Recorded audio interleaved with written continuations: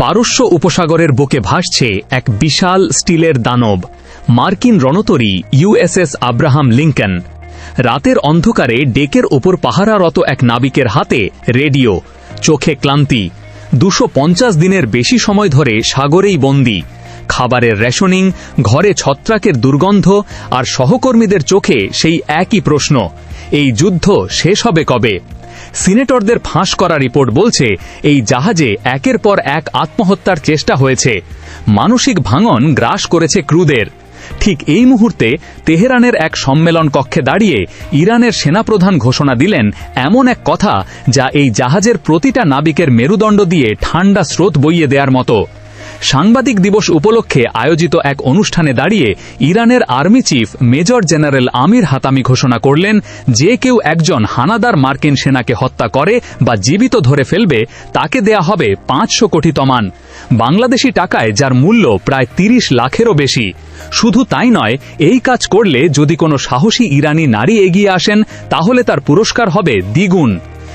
যে অস্ত্র দিয়ে অপারেশনটা সফল হবে সেই অস্ত্র বাজার দরের দ্বিগুণ মূল্যে কিনে নেবে সেনাবাহিনী, আর সেটা সংরক্ষিত থাকবে জাদুঘরে চিরকালের জন্য। হাতামির কণ্ঠে ছিল না কোনো দ্বিধা।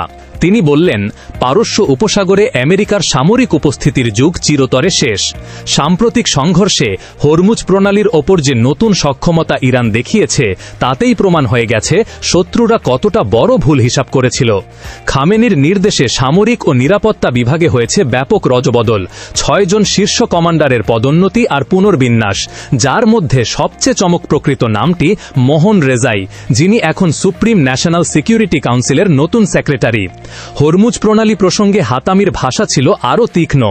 এই জলপথকে তিনি বললেন ঐশ্বরী ভৌগোলিক সম্পদ, যা আর কখনো আগের অবস্থায় ফিরবে না। মার্কিন প্রেসিডেন্ট এক সময় ঠাট্টা করে বলেছিলেন হরমুজ প্রণালীকে আমেরিকার ভূখণ্ড ঘোষণা করে দেয়া হবে। সে মন্তব্যের জবাবে হাতামি সরাসরি বলে দিলেন, আপনি খুব ভালো করছেন।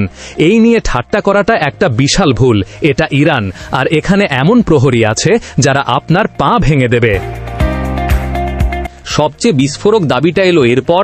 হাতামি জানালেন, ইরানি বাহিনী মার্কিন এয়ারক্রাফট ক্যারিয়ার ইউএসএস আব্রাহাম লিঙ্কনে অন্তত একবার সরাসরি আঘাত এনেছে, যার ফলে সাময়িকভাবে থমকে গিয়েছিল সেই জাহাজের যুদ্ধ বিমানগুলো।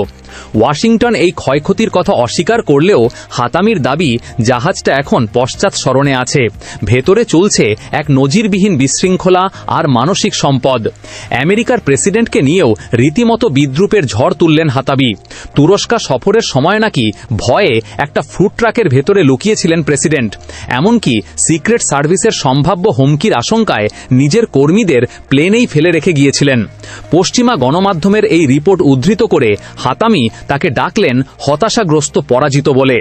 জর্ডানে মার্কিন স্থাপনার ওপর সাম্প্রতিক ইরানি মিসাইল আর ড্রোন হামলার প্রসঙ্গ টেনে হাতামি বললেন, এই অপারেশনগুলো একটাই বার্তা দিয়েছে, ইরানের নাগাল এখন সম্পূর্ণ অবাধ, কোনো শত্রুই আর তাদের প্রতিশোধের আওতার বাইরে নয়, আর কৌশলগত সৃজনশীলতা দিয়ে এই সক্ষমতা কেবল বাড়তেই থাকবে। তিনি আরও দাবি করলেন, ইসরায়েলের বহুস্তরীয় প্রতিরক্ষা ব্যূহ ভেদ করার প্রযুক্তিগত শ্রেষ্ঠত্ব ইরান ইতিমধ্যে প্রমাণ করে দেখিয়েছে।